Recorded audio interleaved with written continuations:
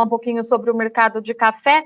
O que acontece é o seguinte, na semana passada a gente teve altas expressivas na Bolsa de Nova York por conta do clima, a previsão indicava uma massa de ar frio pudesse atingir o sul de Minas Gerais e por isso o mercado respondeu dessa maneira. Agora essa massa de ar frio começa a ficar mais distante, o clima começa a ficar estável, as temperaturas ficam mais dentro do que é esperado e o que favorece a colheita, então os preços voltaram a cair. Para a gente entender como é que o mercado deve se desenhar nesses próximos dias, hoje a gente vai conversar com o Gil Barabacho. Seja bem-vindo, Gil, a Notícias Agrícolas. Obrigado pelo convite, Virginia. Gil, queria que você falasse um pouquinho sobre essas quedas de hoje. Acho que se na segunda-feira tudo isso pegou todo mundo de surpresa, as altas pegou todo mundo de surpresa, hoje essas baixas também surpreenderam todo o setor. É realmente por conta do clima? Tem mais alguma coisa acontecendo? Ou daqui para frente o inverno e as mudanças climáticas vão ditar o preço do café lá em Nova York? Olha, Virginia, é o seguinte, a semana passada é o chamado volatilidade com o mercado de clima com o inverno brasileiro. Semana passada o mercado subiu em cima da previsão de duas ondas de frio avançando pelo Brasil, que poderiam trazer risco para as lavouras. O que aconteceu? Houve uma proteção em relação ao frio. Fundos entraram comprando, né, se protegendo desse risco climático. Né? Superado, a semana passada teve o frio, não prejudicou a lavoura. Essa semana a gente tem ainda o frio pela frente, mas só que essa massa de ar polar, ela perdeu intensidade, então o risco é bastante pequeno. Eles começaram a antecipar o desmonte dessa proteção. Então, quer dizer, a alta da semana passada foi em cima de uma proteção com o clima. A baixa dessa semana é o desmonte dessa proteção. Na proteção eles entraram comprado, agora eles saem vendido, quer dizer, alta e baixa. É isso que está trazendo essa volatilidade e explica esse movimento que a gente viu agora. A gente volta a ter preços com essas baixas, Gil, abaixo de $1. O quanto que isso é significativo para o mercado? A gente corre o risco dos preços romperem outras barreiras. Como que você tem avaliado? Olha, esse patamar abaixo de $1 já é um patamar que ele permanece em função da pressão fundamental com a chegada da safra brasileira. Então, quer dizer, o mercado já precificou essa safra grande do Brasil. Lógico, há risco dele cair mais, quer dizer, a gente teve um fundo recente próximo dos 94 centavos, né? Então, quer dizer, ele pode aí oscilar, romper até esse fundo em cima dessa pressão. Né? Mas o fundamento safra recorde do Brasil já está assimilado pelo mercado, já está precificado. Então, quer dizer, existe um espaço menor para queda. O que pode acontecer nesse período, que poderia acontecer, que a gente viu na semana passada, é algum risco, algum susto climático quebrar essa lógica negativa, que joga o preço abaixo de $1 por libra-peso. Foi o que aconteceu semana passada. Mas como veio o risco e não aconteceu o prejuízo, ou a princípio não aconteceu ainda, e diminui o risco desse prejuízo, ele volta de novo para aquele patamar. Então, quer dizer, a gente está num fundo aí que para sair desse fundo tem que haver uma mudança no quadro fundamental. Né? E o quadro fundamental, quando a gente olha basicamente, é oferta, é produção. E como a gente está com uma oferta recorde com a chegada da safra brasileira, isso explica por que o preço está tão achatado lá embaixo.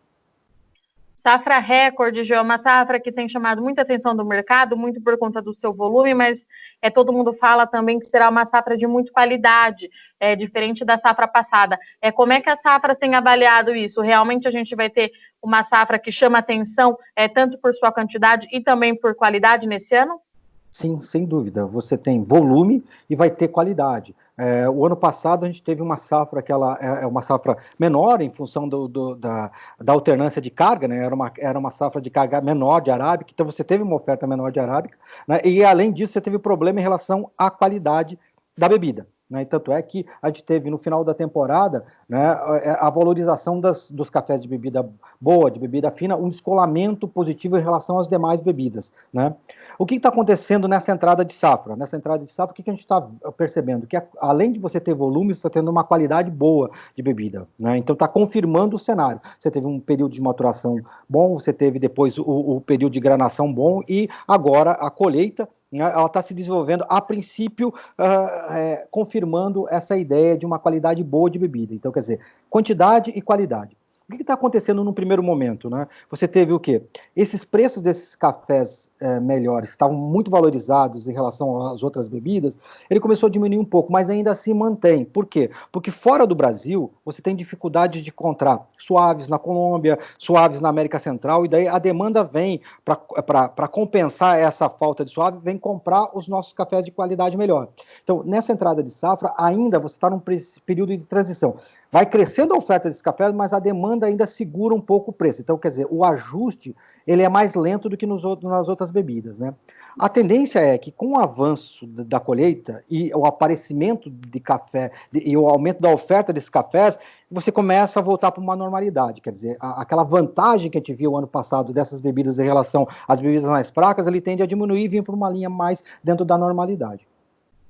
Tá. Gil, você tocou em 2 pontos que eu queria muito que você fizesse uma análise para a gente. A questão da colheita, a gente ouve dizer, o mercado fala que ela está mais lenta por conta da pandemia do coronavírus. Isso eu gostaria que você falasse com base no acompanhamento da safra, se isso realmente está acontecendo. E a questão de demanda, há uma incerteza muito grande no mercado da questão por conta das cafeterias, por conta da pandemia também, tudo isso fechado. Você acha que a gente pode ter uma queda no consumo do café? Como que você tem avaliado? Bom, Virginia, vamos lá começar por partes. Primeiro, em relação à colheita. Realmente é uma colheita mais lenta, a gente faz um acompanhamento semanal de colheita, ele tá mais lento, principalmente em relação ao ano passado. Tem 2 fatores que explicam. Primeiro é o protocolo da Covid-19. Ele leva ao quê? A você limitar o número de pessoas nas lavouras, isso tudo já traz um ritmo mais lento para os trabalhos de colheita. Então, quer dizer, o primeiro ponto seria o protocolo da Covid-19. Segundo ponto é que essa safra é maior que a safra do ano passado. Então, esse gigantismo em termos de volume, ele também explica a lentidão também do ritmo de trabalho. Então, quer dizer, esses 2 fatores, eles justificam realmente uma colheita mais lenta do que do ano passado. Protocolo e a questão do tamanho da safra. Né? Tanto é que se você pegar a média dos 5 anos, essa diferença ela não é tão grande que nem você comparar colheita agora com colheita do ano passado. Quer dizer, quanto tem colhido agora com tem colhido do ano passado, a diferença é bem maior do que você pegar com a média de 5 anos. Mesmo assim, ainda está mais lenta. E daí você entra um pouco de protocolo e também o tamanho da safra. Acho que esses 2 fatores explicam muito disso daí. Muitos produtores têm optado em esperar, né, por conta de esperar um percentual maior de maturação, ou seja, um percentual maior de café em estágio de maturação para avançar para a colheita. Isso também é um fator que justifica essa lentidão.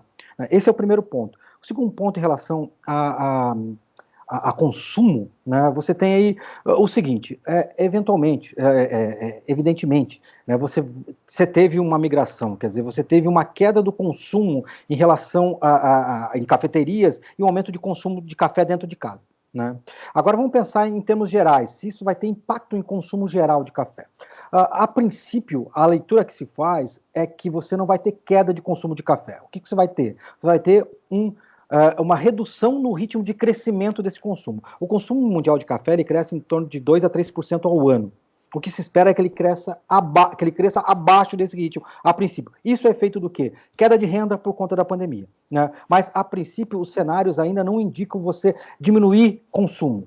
Apenas diminuir o ritmo de crescimento de consumo e também um outro fator que se aponta em termos de consumo é essa migração de consumo fora de casa para dentro de casa e também uma redução, digamos, o que tende a acontecer? Esses consumos de cafés gourmets, cafés especiais, eles tendem a recuar. Isso é natural. Quando você tem uma queda de renda, né, você diminui. Quer dizer, mas você não deixa de tomar café. Você deixa de tomar aquele café especial e vai tomar um café um pouco mais barato. Né? Isso é os cenários que estão se desenhando em relação a consumo efeito da pandemia. Gil, e falando um pouquinho sobre o mercado físico, ele continua travado nesse momento de colheita, o produtor a gente sabe que tem muito pouco café no mercado para negociação, esse café ainda está entrando, mas como é que está os últimos dias? O produtor aproveitou a alta da semana passada também para fechar negócio, ou a gente continua com os dias tranquilos para o mercado físico brasileiro? Olha, acontece, o produtor brasileiro vendeu bastante antecipado da safra. A gente tinha até, a gente faz um acompanhamento mensal de vendas, vai atualizar agora no comecinho desse mês, essa semana a gente atualiza esses números, Mas até o final do mês passado, até o início do mês passado, tinha 34% da safra vendida, quanto a média é 24%. Então, ou seja, você tinha 10 pontos percentuais acima de venda esse ano do que você tem normalmente para esse período. Isso se explica por conta, primeiro, aquele repique de preço que teve no final do ano passado ajudou o produtor a vender. E agora, sem dúvida nenhuma, quando o dólar disparou, foi acima de 5, foi perto de 6, também o que estimulou venda. Então, muitos produtores aproveitaram e fizeram venda antecipada. Agora, esses produtores estão o quê? Estão preparando o café para entregar. Né? Mas, lógico, como você tem um peso muito grande da colheita em termos de custo, e você precisa de caixa para cobrir esse custo, é natural que você tenha produtor precisando fazer caixa agora para vender. Em linhas gerais, o produtor está mais capitalizado do que estava o ano passado. Vendeu melhor. Tem mais café e vendeu melhor. Então está mais capitalizado. Mas lógico que você tem aquelas necessidades de caixa. O que está acontecendo? Você reduziu bastante, quando o dólar caiu bastante e o preço em Nova York caiu abaixo de $1 por libra-peso, reduziu bastante o fluxo de venda. Não diminuiu aquele ritmo que vinha anteriormente, quando o dólar estava lá em cima e Nova York também estava acima de $1. Agora, o que está acontecendo? Esse produtor que está precisando de caixa, ele está vindo conforme a necessidade. E geralmente ele procura aproveitar, que nem essa semana, quando o dólar deu uma melhorada e Nova York deu uma melhorada, ele veio e deu um pouquinho mais de ritmo para os negócios. Mas não é aquele ritmo de intensidade, é ritmo, digamos, você melhora o fluxo, mas é um fluxo para cobrir necessidade de caixa de curto prazo. Não para você garantir preço, é para cobrir fluxo de caixa de curto prazo. O produtor vem fazendo isso. A dinâmica hoje do mercado é essa. Aproveita repique de preço para fazer caixa e daí depois ficar mais tranquilo para administrar o resto do ano da comercialização. Legal. Gil, falando um pouquinho em caixa do produtor, a gente também ouve falar bastante, tem acompanhado que a colheita esse ano também está mais cara, o custo de produção ficou mais caro, mais uma vez por conta da pandemia. Você tem alguma análise? Vocês acompanharam se de fato isso aconteceu? Se esse realmente é o cenário ou tudo indica que está dentro dos conformes?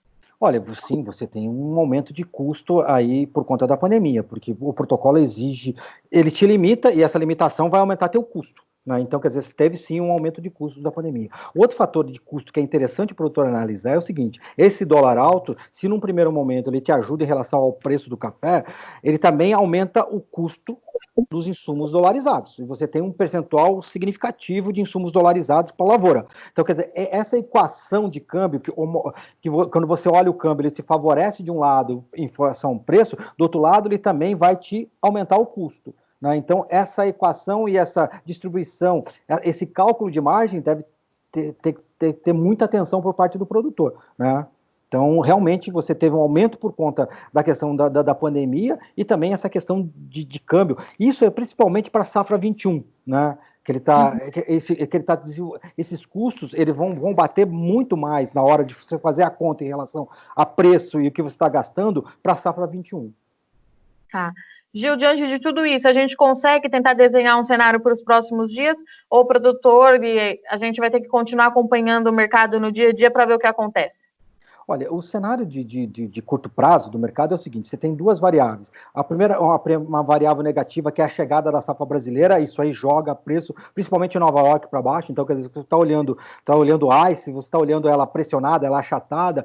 Esse achatamento da ICE abaixo de $1 por libra-peso em função do fundamento chegada de uma safra recorde do Brasil e folga na oferta mundial. Né? Tanto é que o relatório do USDA indicou aí folga de perto de 10 milhões de sacas nessa temporada. Isso é pressão fundamental. Isso continua no curto prazo. O que pode quebrar essa lógica de curto prazo? Né? Em dólar, seria o que? Clima. Né? Então, clima no Brasil. Então, monitorar clima. Se você tiver uma mudança, outra massa de ar polar entrando, algum risco, isso pode trazer uma dinâmica diferente e favorecer preço, e uma subida de preço lá em Nova York, por exemplo, em dólar. E outra variável é o câmbio. Daí a gente pensa em preço em reais. Né?